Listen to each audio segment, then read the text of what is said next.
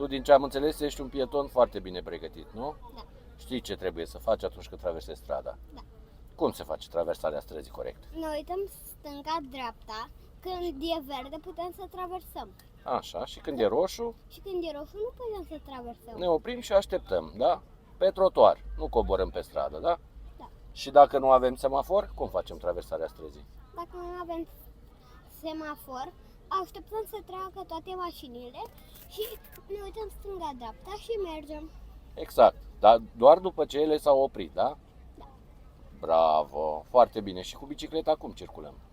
Cu bicicleta ne dăm jos de pe ea și Când mergem ne dăm jos de pe ea? la trecerea de pietoni. Exact, bravo. Este un lucru care este foarte important și de care foarte mulți copii, chiar și adulți, nu țin cont.